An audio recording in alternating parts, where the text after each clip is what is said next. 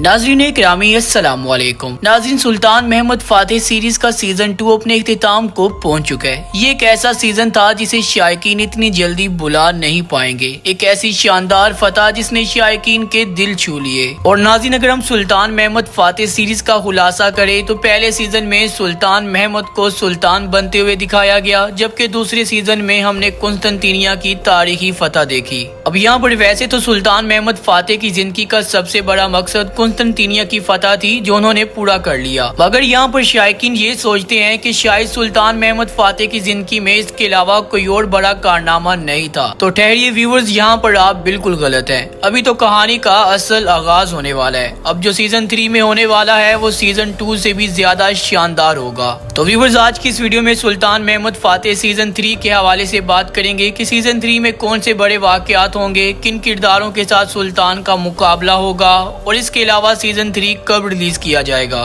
तो नाज़रीन, ये सब कुछ जानने से पहले अगर आपने हमारे चैनल को सब्सक्राइब नहीं किया तो अभी सब्सक्राइब करें और साथ ही के बेल के आइकन को प्रेस करना हरगिज न भूलिएगा, ताकि आपको तमाम सीरीज से रिलेटेड मालूमाती वीडियोस मिलती रहे। तो चलिए बात करते हैं कि सुल्तान महमूद फातेह सीजन 3 में कौन से बड़े वाकयात दिखाए जाएंगे। उनमें से सबसे पहला वाकया तो कारामानियों का होगा। बनी कारामानी जो कि एक अरसे तक उस्मानियों के बड़े दुश्मन रहे हैं। तारीख के मुताबिक कारामानियों के साथ उस्मानियों की दुश्मनी तकरीबन 150 साल तक जारी रही। कारामान जो कि अनातोलिया की एक बड़ी रियासत थी, ये हमेशा उस्मानियों की राह में रुकावट बनती थी। ये चाहते थे कि ये अनातोलिया में वाहिद रियासत हो। कारामान ने हमेशा उस्मानियों की कामयाबी की राह में रुकावटें पैदा की। हत्ता कि कुस्तुनतीनिया के मुहासरे में भी कारामान उस्मानियों के खिलाफ थे। इन्होंने उस्मानियों का साथ नहीं दिया। अब चूँकि सुल्तान महमूद फातेह कुस्तुनतीनिया की फतह के बाद यूरोप की तरफ का रुख करना चाहते थे, मगर उन्हें मालूम था कि कारामान उनकी राह में सबसे बड़ी रुकावट पैदा करेगा। तो सुल्तान महमूद फातेह ने 1460 में कारामान पर हमला किया और कारामान पर कब्जा कर लिया। यूं कारामान की रियासत का हमेशा के लिए खात्मा हुआ और कारामानियों की तमाम तर सरजमीनें उस्मानियों के हिस्से में आ गई। और ये वो वक्त था जब सुल्तान महमूद फातेह मुस्लिम दुनिया के सबसे ज्यादा ताकतवर हुक्मरान और यूरोप के लिए खौफ बन गए। वैसे तो कारामानी उस्मानियों के बहुत बड़े दुश्मन थे,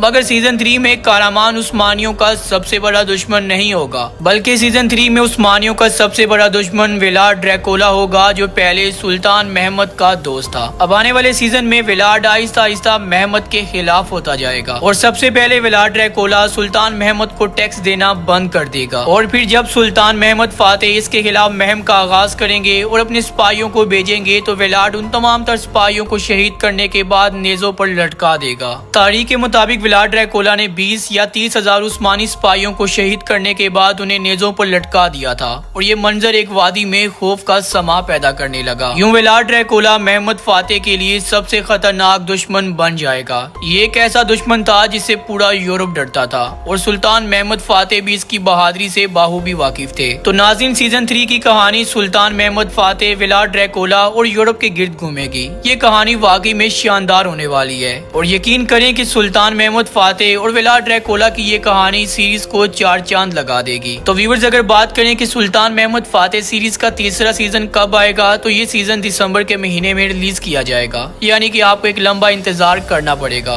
तो नाज़रीन, सुल्तान महमूद फातेह और कुर्रतुल उस्मान का अगर कंपैरिजन किया जाए तो इन दोनों सीरीज में से आपकी फेवरेट कौन सी है, आपने कमेंट करके अपनी कीमती राय से जरूर आगाह करना है। अभी के लिए इतना ही, मिलते हैं अगली वीडियो में। अपना ख्याल रखिएगा। अल्लाह हाफिज।